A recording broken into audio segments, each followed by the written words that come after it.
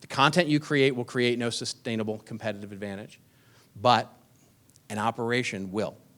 Looking at it and operating like a media company, that's what will create it. And it's not about efficiency. As I said, it's kind of working right now. So our focus tends to be on how do we make content more efficient in our business? How do we do things more efficiently, more efficiently, more efficiently? How do we do it? If we go all the way back to our friend Michael Porter, who told us things not to do, and when that's how important that is, I love this quote because he says efficiency is seductive because it's actionable. It shows measurable results.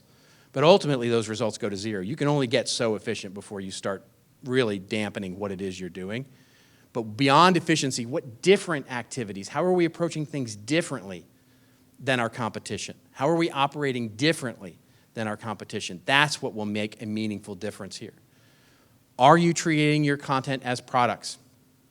This will tee us up for our break and our discussion. Are you creating content that you treat as importantly as your products? If not, I would suggest that it's humbly that it's as important. The content you're creating, the white papers you're creating, the resource centers you're creating, it's as important in many ways, if not more important these days, than the products and services that you offer into the market.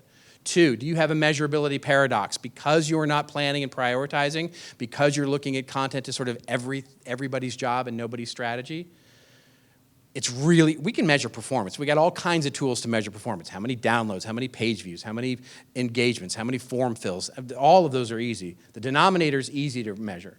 The numerator, not so much. How much did that cost us? How much did that white paper cost us? My favorite question to ask a CFO is, how much money are you spending on content every year? And they sort of look at me like my dog looks at me when I whistle funny. It's like, what? It's like, yeah, how much you spend on content? That should be an answer we can answer. We should be able to answer that question. How much money are we spending on content every single year? We can only do that if we actually put in planning and prioritization and operation behind it. And third, as I asked before, what if we stopped? Like, what if we stopped? What if we stopped tomorrow, everything? Who would miss it? Who would miss our Facebook posts, our LinkedIn posts from a cat hanging from a tree saying, hang in there, baby? Right? Who would miss all that? Like, who would call us up? And if the only answer to that is us or our boss, then we've got work to do. And we've got work to do, and it's fun work, and it's interesting work,